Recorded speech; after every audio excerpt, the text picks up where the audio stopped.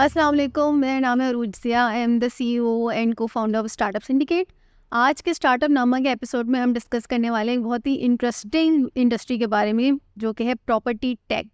So property के बारे में वैसे हम यूजुअली जब डिस्कस करते हैं तो इज़ मोस्टली जब जायदाद की बातें हो रही होती हैं या फिर इन्वेस्टमेंट की बातें हो रही होती हैं। सो आज इसका एक नया एंगल देखेंगे और जैन से बात करेंगे, who is the CEO and co founder of fortify. सो जैन, सबसे पहले तो मुझे थोड़ी सी अपना बैकग्राउंड बताएं कि how did you get into this industry, फिर हम थोड़ा प्रॉपर्टी टेक की तरफ जाएंगे। अस्सलाम वालेकुम, क्या हाल है अरूज, कैसी हैं आप? First of all thank you very much for having me here. जो as far as the Fortify is concerned, so it started a post COVID project. Okay, Khan साहब के दौर में मैं उन चंद पाकिस्तानी में से हूँ जो ओवरसीज छोड़ के अपनी जॉब पाकिस्तान आ गए थे अच्छा, to bring the value back to Pakistan. And then I do have an experience of investment banking, technology solutions बनाने का for investment banking and private equity sectors for European banks and Middle East banks. How many years? So for over a decade experience of working with those brands. तो यहाँ आने के बाद मेरी एक file sport city area में stuck हो गई थी, so eventually had to merge to a private builder. वहाँ पर आई सॉ अ मैस। सो मैं अपने इंस्ट्रूमेंट लेके गया हूँ एंड कैश लेके गया हूँ तकरीबन कोई 50 लाख रुपए तक का। And what they gave me after 4 hours of waiting, 10 रुपये का नोट। और उस 10 रुपये के नोट पर they have attached booking reference and then they have said कि ये आपका बुकिंग रेफरेंस कोड है। So I was like kind of surprised कि यार कितना backward है ये industry. So then I do have an experience of managing infrastructure level funds. So then I saw an opportunity and then we took it from there back in 2021 February. So but how did you like get into property industry as a transition from working in like MNCs in a good industry जहाँ पे अच्छी salary मिल रही होती होगी, तो एकदम से startup life के अंदर ट्रांजिशन किस तरह से हुआ? Well, it has been inheritedly given to me in my DNA from my forefathers. Okay. तो मेरा ननियाल साइड पूरा and ददियाल साइड पूरा सब ही धंधे वाले हैं, बिजनेस वाले। And I am the first one जो इस इंजीनियरिंग बैकग्राउंड से होते हुए एक जॉब की तरफ निकल गए। But back in mind obviously it was there, always there कि कुछ अपना करना है। But we was waiting for the right opportunities. इससे पहले भी कुछ स्टार्टअप्स करने की कोशिश करें हैं but never had a chance to take it to that far. So coming back to the point कि कैसे हमने उस जो एक पैशन था, एक शौक था अपने काम करने का, जब एक अपॉर्चुनिटी नज़र आई तो हमने उसको डेफिनेटली कैश करा। तो ये जो इंडस्ट्री है, जैसे आपने कहा प्रॉपर्टी की, this is a very backward industry in a way कि एक लेगेसी इंडस्ट्री है। इसमें डिस्ट्रप्शन लाना और स्पेशली इन यूज़र बिहेवियर, वो कितना मुश्किल रहा?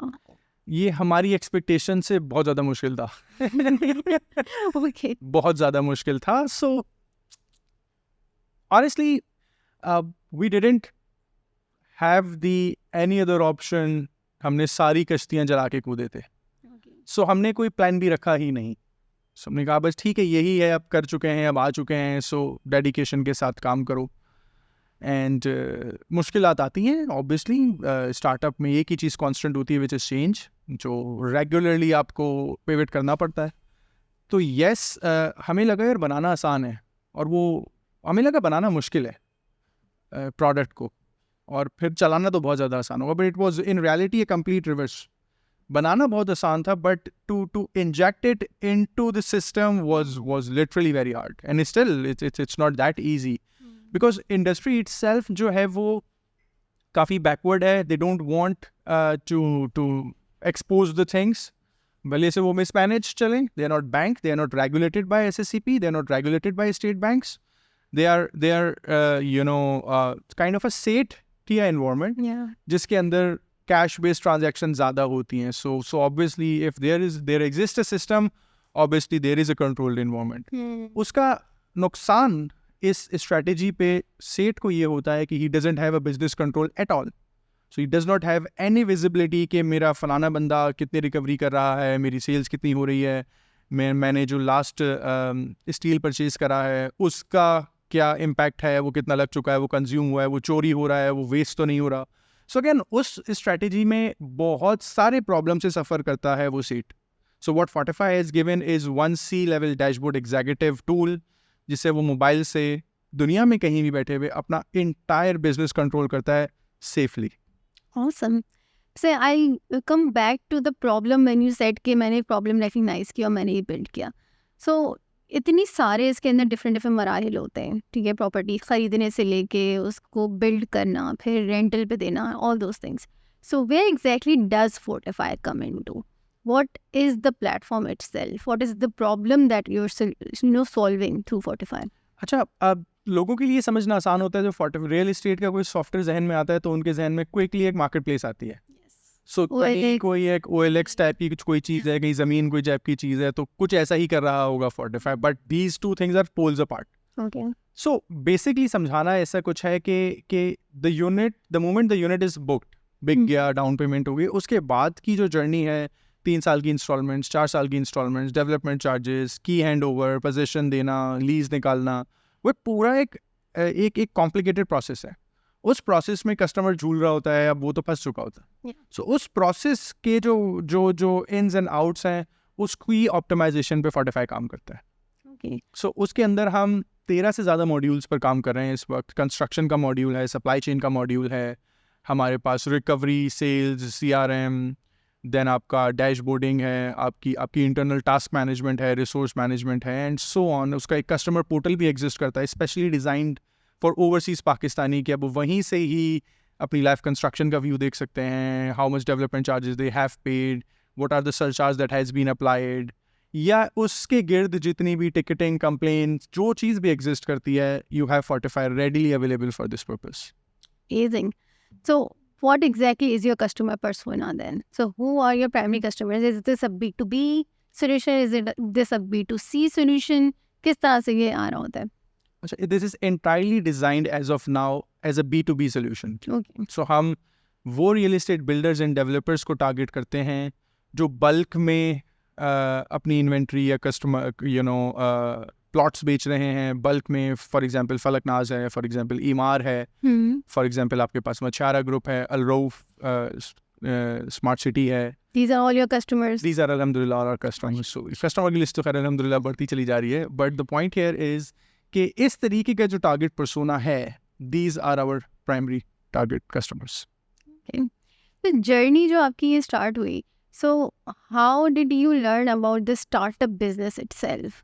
So you were working in an industry जो कि खुद से, ठीक है, उसमें इन्वेस्टमेंट बैंकिंग और सर फंडिंग की तरफ तो काम कर रही है. I also ask about the funding for your startup as well. But before I ask कि बिजनेस कैसे करना है, स्टार्टअप चलाना कैसे, how did you learn about that? वो जर्नी कैसी रही? मज़ेदार थी बहुत या खौफनाक थी, कैसी रही वो? वेल, आप अगर वीडियो गेम खेलते हैं तो लेट्स से आपने क्रिकेट का एक वीडियो गेम खेला, भाई, you are very good at it, और कल को आपको कोई ये बोले कि हाँ यार I think you are good, चलो मैं तुम्हें ICC का फाइनल खिलाता हूँ. इतना फ़र्क था. इतना फ़र्क था. सो वीडियो गेम पे तो आप जीत जाते हैं, but when you go in और आप फेस कर रहे होते हैं बुमराह को, so then it's entirely different story. इतना ही फ़र्क था. वी बिलीव्ड, हम टेक बैकग्राउंड से आ रहे हैं, 3 को-फाउंडर्स हैं, तीनों टेक बैकग्राउंड से आ रहे हैं. And we thought it would be a piece of cake for us to develop the product, which is again alhamdulillah वो हमारी expertise है. But धंधा चलता कैसे है, करना कैसे है, that was again हमारे लिए वो एक 180 डिग्री का शिफ्ट था. So एक NIC में एक ज़माने में Indus startup, I think Indus tech lab एक चीज़ हुई थी बैक इन 2020 के एंड में या 21 में. So then that's where Anas is my cousin who he told me Binix. ये आप इसको कट करनी है. So Binix, he told me कि यार why don't you apply in NIC, कुछ सीन बन सकता है तुम्हारा भी. So then वहाँ से हम ये जर्नी स्टार्ट हुई. तब तक हमारे पास MVP तो रेडी था, बट बिलीव मी धंधा कैसे करना है, बिजनेस मॉडल्स क्या हैं, टर्म्स ही नहीं पता थी. मतलब कैनविस क्या होता है, बिजनेस स्ट्रैटेजी क्या होती है, बिजनेस मॉडल क्या होता है, रेवेन्यू स्ट्रीम क्या होती हैं, सब्सक्रिप्शंस क्या होती हैं. नहीं, आप हमसे कोडिंग करवा लें, आप अपने प्रोग्राम लिखवा लें. But when it comes to the having an experience of how the startup industry works और even how a business works, thanks to NIC हमें ये काफ़ी चीज़ें क्लैरिटी में नज़र आई हैं. I nice. उसके अंदर कौन कौन से ऐसे मौके हुए या ऐसी कोई रेलेवेंट एक्सपीरियंसेस आपके हुए व्हेन यू वर लाइक के okay, this is exactly what I'm supposed to do, या we have hit the jackpot. क्योंकि ऐसे तो बहुत सारी सिचुएशंस होंगी जिसमें you would be questioning yourself कि क्या हम सही कर रहे हैं या नहीं कर रहे हैं, बट ऐसे इंस्टेंसेस कौन से रहे who actually help you validate your idea? Well obviously churn तो हर जगह होता है, हमारा भी शुरू में चर्न था। तो एक इन्वेस्टमेंट समिट हुआ था NIC में बैक इन 2022। Okay. वहाँ पे उस्मान भाई from BRB group, thank you Usman भाई इफ यू आर लिसनिंग, तो he gave us the literally a break कि यार अब जो है ना वो तुम, हमें वहाँ से कॉन्फिडेंस आया कि नहीं यार हम सही डायरेक्शन में सही काम कर रहे हैं, टाइम वेस्ट नहीं कर रहे। देन फिर वहाँ से हमने अल्हम्दुलिल्लाह पीछे मुड़ के नहीं देखा, growing. It's nice that you mentioned BRB group. So how important do you think कि एक कॉर्पोरेट की बैकिंग अगर किसी स्टार्टअप को मिल जाए, बैकिंग एज इन सपोर्ट, अगर हैंड होल्डिंग मिल जाए, तो वो कितनी इंपॉर्टेंट है एक स्टार्टअप की जर्नी के अंदर? वो बहुत ज़्यादा इम्पॉर्टेंट है। आपको एक वैलिडेट कर देता है, कस्टमर इस्तेमाल करना शुरू कर देता है, फिर आपकी प्रोडक्ट मेच्योर होती है with the passage of time. वहाँ पे और भी एम्प्लॉयज़ हैं, नवीद है माशाल्लाह, उसने बहुत जान मारी है प्रोडक्ट के अंदर। तो पॉइंट यही है कि आपको फिर रियल केस सिनेरियोज मिलना शुरू हो जाते हैं। उससे पहले तो आप हाइपोथेटिकली सोच रहे हैं कि यार शायद कस्टमर को ये चाहिए। सो इफ़ यू स्टडी लीन, सो लीन आपको यही बताता है कि कस्टमर सेंट्रिक प्रोडक्ट अगर आप एक टाइम ड्यूरेशन तक स्ट्रेच करें तो प्रोडक्ट वैलिडेट होना शुरू हो जाती है। That's what we do. उससे पहले हम बहुत सारी चीज़ें कर रहे थे, शायद अनवांटेड थी, शायद उस टाइम के लिए ज़रूरी नहीं थी। हम एवी में उसमें ब्लॉकचेन घुसा रहे थे, विच वॉज सिस्टम पर लोग हैं ही नहीं, एक्सेल के कच्चे खातों पे लोग काम कर रहे हैं, and you eventually directly jump into the blockchain. Yeah. So it was again too early for any startup for this industry to absorb in. But thanks to those individuals जिन्होंने हमें हमारी प्रायोरिटी सेट करी product की के road map को लेते हुए। I remember you told me कि हमें शुरू में बहुत डांटे खाई, बहुत इंटरव्यूज उसमें गए हम लोग देने अपने सारे पिचेस वगैरह, और बहुत सुनी चीज़ें। आई स्टिल रिमेम्बर, मैं एंड मुनीब जो हमारा को फाउंडर है, वी वेंट टू रऊफ भाई फ्रॉम मछारा ग्रुप। सो हम बहुत चौड़े आए and then we later came to know, हमने वहाँ बहुत सुनी, बहुत, मतलब इट लिटरली वाज लाइक यार हमने कुछ गलत कर दिया है, हम शायद हमें जॉब कर लेनी चाहिए वापस। But again it's a learning process. मैं एक चीज़ जो नीचे आने वाले स्टार्टअप्स हैं उनको एक चीज़ कहूँगा कि भाई बेइज्जती तो आपकी होनी है।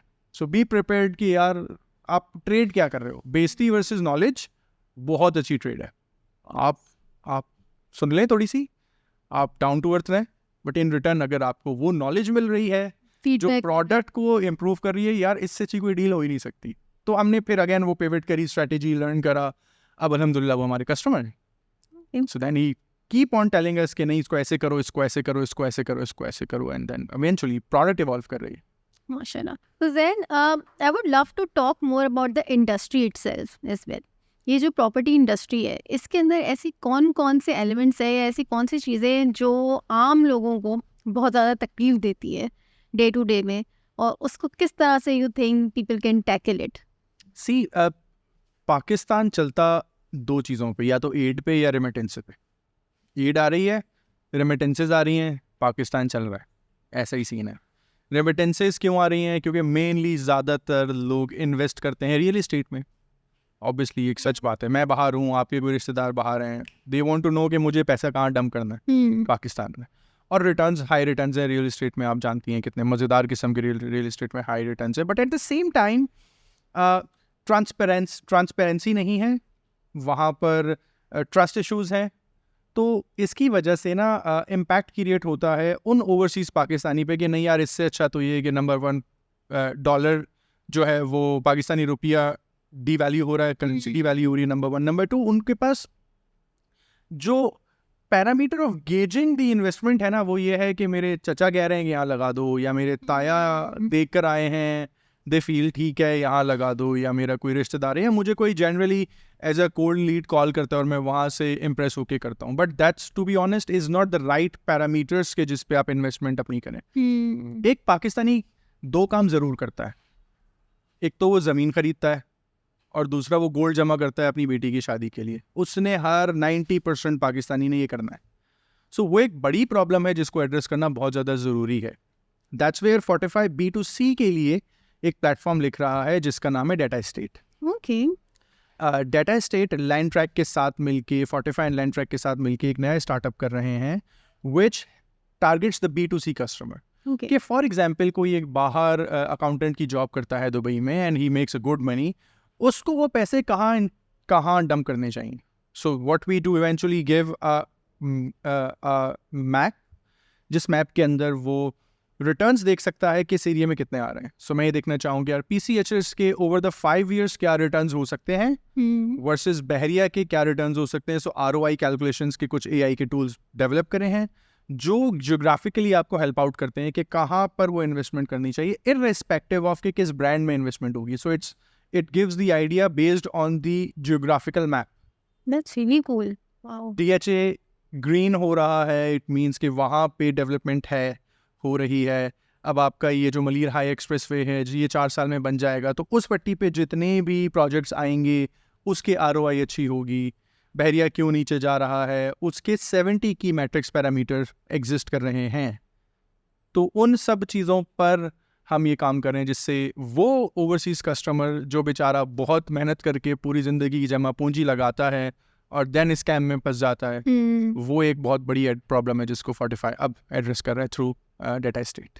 That's great. बल्कि आई थिंक इसकी एक और यूज़ केस तो यहाँ के जो कस्टमर भी है वो are looking to sell properties, जो कि हमारे यहाँ जो है मेनली होता है कि विरासत की चीज़ें भी सेल हो रही होती हैं। पीपल डोंट नो कि कितने में कहाँ पे जानी चाहिए, and some people do take advantage of that कि भाई कम में सेल आउट कर दिया या कुछ हो गया या ज़्यादा में बहुत ज़्यादा हो गया।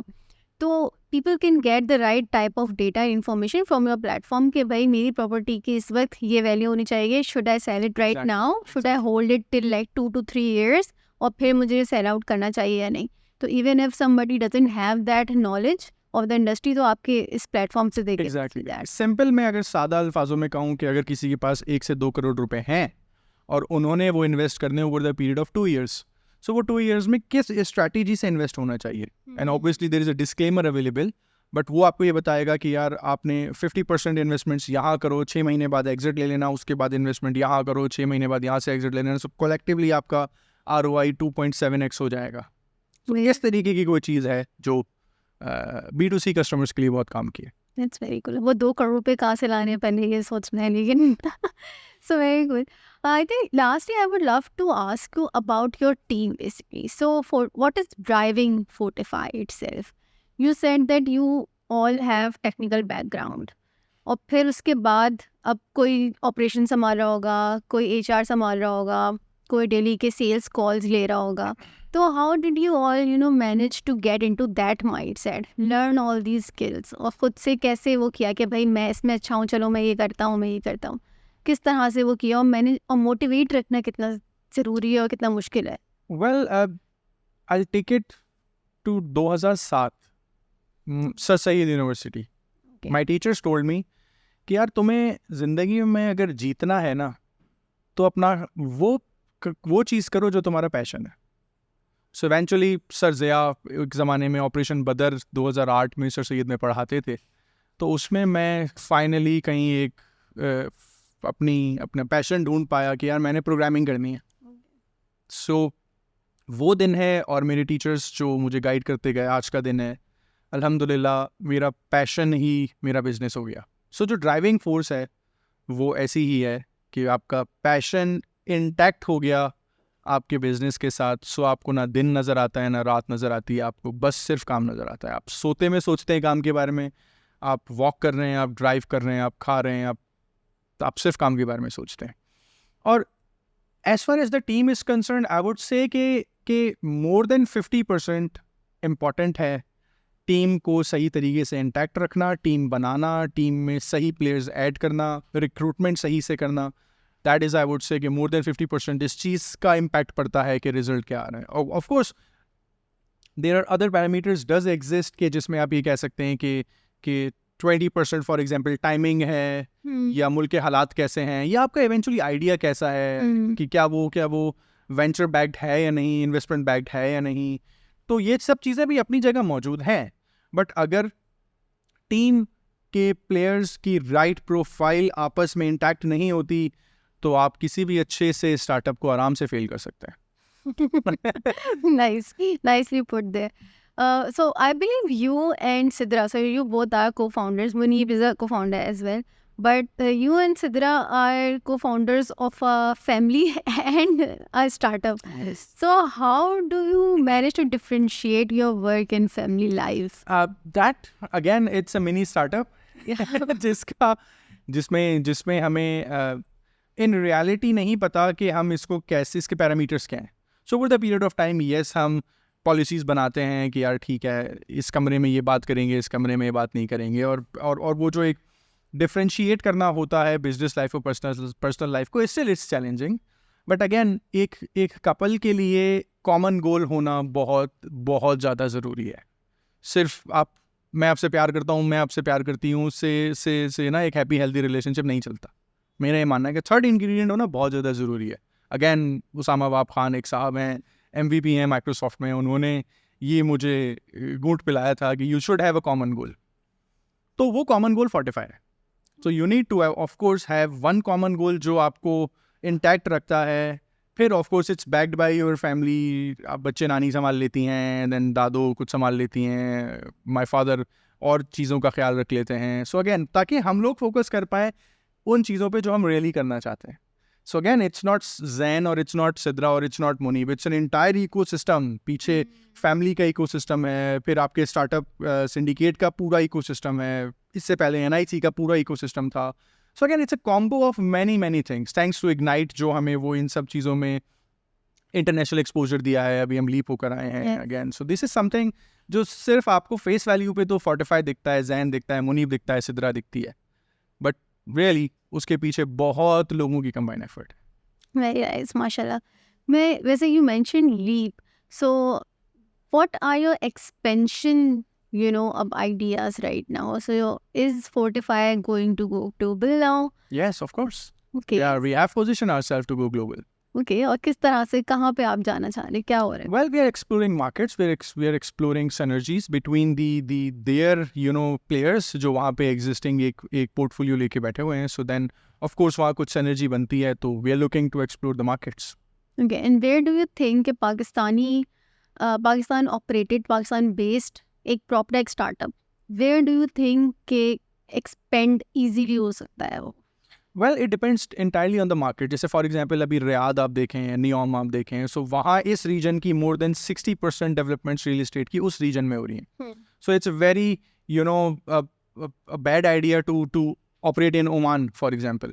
सो again the target in this MENA region अगर मैं देखूँ तो शुड बी किए से for not for fortify for any proptech startup. तो आप उस जोन पे काम करें. देन अगेन एक और स्टार्टअप है जो दुबई से मूव करके अभी स्टार्टअप उन्होंने स्टार्ट करा है अपना इन सऊदी अरब. सो हमारे भी कुछ आगे प्लान्स हैं जिसमें हम फ्रेशलाइज रियल एस्टेट पे काम करना चाह रहे हैं, बिकॉज ब्लॉकचेन तो ज़माने से हम इंटैक्ट करते आ रहे हैं. सो बस पोजीशन कर रहे हैं कि when is the right time in to launch it even in Pakistan या पाकिस्तान से बाहर लॉन्च करें. So the point here is कि yes we are ready to go global, but waiting for the right people to interact with. We are open to have partnerships. We are open to have investors on boarded with us. That's where the Fortify is aiming towards now. Awesome. So then अगर कोई नया जो है entrepreneur इस industry में काम करना चाहे या एज अ होल अपना स्टार्टअप बनाना चाहे किसी भी डिस्ट्रप्टिव इंडस्ट्री के अंदर, तो उसके लिए क्या कुछ गोल्डन रूल्स होंगे जो आपने इतने सालों में लर्न किए, which you would like to tell them कि भाई ऐसे करें ऐसे ना करें? वेरी गुड क्वेश्चन उरूज. ये बहुत ज़्यादा ज़रूरी है लोगों के लिए जानना कि क्या आप शोएब अख्तर से ओपनिंग करवा सकते हैं. सो आप बोले यार शोएब अख्तर बहुत अच्छा प्लेयर है, बहुत अच्छा क्रिकेटर है, तुम ओपन करोगे जाके? नहीं नहीं करवा सकते. ऐसे ही आप बाबर आजम को नहीं बोल सकते कि आप यार पहला ओवर तुम कराओ, फास्ट रन अप लेकर आओ, तुम बोल्ड करना, तुम नहीं कर सकते. सो सबसे पहले ये जानना ज़रूरी है कि आप में क्या वो राइट स्किल सेट्स मौजूद हैं कि आप अपनी जॉब छोड़ के यार स्टार्टअप शुरू करो. That is much more important. मेरे पास आइडिया बहुत अच्छा है, मेरे पास पैसे बहुत हैं, नहीं ये ट्यून अप करना बहुत ज़्यादा ज़रूरी है कि किस शख्स को क्या करना चाहिए. अगेन वो एक पूरा प्रोसेस है कि वो कैसे होता है, क्या नहीं होता. आप मुझसे कंसल्टेशन लें, आप मुझसे बैठें, फ्री में बात करें, कोई मसला नहीं. गाइड करना तो हमारा इवेंचुअली NIC से हमने सीखा ये है कि you have to go give it back to the community. Startup syndicate भी यही काम कर रहा है. हम लोग भी चाहेंगे कि हम अपनी मेंटरशिप्स दें लोगों को, मुफ्ते में दें यार, कोई मसला नहीं. But the point here, coming back to the point is, ये सबसे ज़्यादा इंपॉर्टेंट होता है कि जो आप चूज़ करना चाह रहे हैं उसका इम्पैक्ट आपकी लाइफ पे क्या होगा over a period of 5 years. कितनी ज़्यादा कमिटमेंट मांगता है बिजनेस, कितने पैसे मांगता है, कितने लोज आते हैं. ऐसे ऐसे लोज आते हैं कि मैं आपको बता नहीं सकता पब्लिकली कैसे कैसे लोज आते हैं, कैसे कैसे हाइज आते हैं. सो लोगों को तो वो दिख रहा होता है ना, यार ये तो सही है, यार ये तो आगे निकल गया. बट हम जिस प्रोसेस से होके आते हैं, believe me, it's not easy. It does take a ball of steels के यार नहीं आपने भाई ये आपको एक फिर बात मेरे जहन में आती है, इन्नल्लाह युहिब्बुल मुतवक्किलीन, इन्नल्लाह युहिब्बुल मुतवक्किलीन.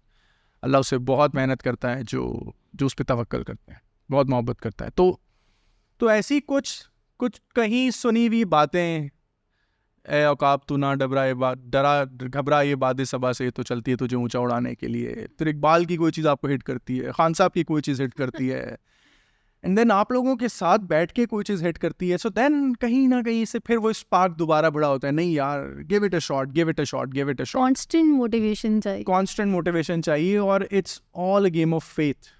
कितना बिलीव है आपको अपने ऊपर, अपने खुदा के ऊपर. सो अगेन ये कॉम्बो अगर आपके पास एग्जिस्ट करता है ना, आपके पास हौसला एग्जिस्ट करता है सुनने का, जलील होने का, तुम तो कुछ नहीं कर सकते. खानदान का प्रेशर, फैमिली का प्रेशर, ससुराल का प्रेशर. अगेन ये गेम है भाई. ये गेम अगर आपको समझ आता है तो फिर आप इस इंडस्ट्री में कूदें. लोग क्या कहेंगे, यार तुम तो अच्छी जॉब छोड़ के तुमने ये क्या करना शुरू कर दिया. कैन आप if you are inspired by कि यार वो तो मुझे नहीं कहेगा. और अगेन कुछ होते हैं यार, मैंने तो स्टार्टअप करना है because it's sexy. So again वो चीज़ें बहुत ज़्यादा इंपॉर्टेंट है किसी एक इंडिविजुअल के लिए.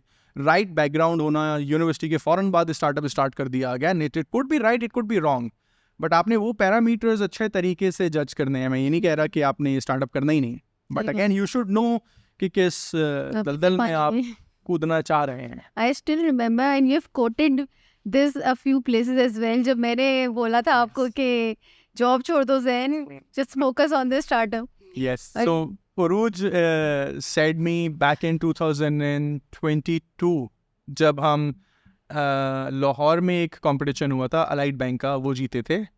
तो देन उरूज टोल्ड मी कि जैन तुम जॉब छोड़ दो, बहुत आगे जाओगे.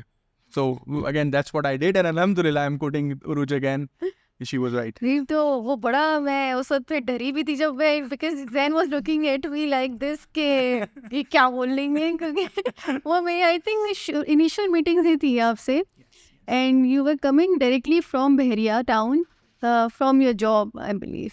आई वाज लाइक यार आप पूरा दिन इसमें निकालते हैं and your passion is sitting right here आपके स्टार्टअप में. Why are you not working the whole day on that. तो बट आई लव कि जिस तरह से पूरी स्टोरी बिल्ड हुई है फोर्टिफाई की, जिस तरह से you guys have managed to take it so far and you guys have been so humble throughout the process. और हर किसी की बातें सुनी है और चलाई है, और जब हम बुलाते थे जिस चीज़ के लिए भी, you were there, you were ready to listen, you were ready to incorporate the feedback in everything. So I love that about Fortify, about your entire team, और inshallah you'll go very far ahead. Thank you very much for having us here. Thank you so much for coming on today. और बहुत अच्छा लगा आज के हमारी conversation, बहुत अच्छी रही around property tech, the industry itself, the technology, and what more can now we build in prop tech. इसके ऊपर we would love to hear your thoughts on it as well. So thank you so much for tuning in and stay tuned for next episodes.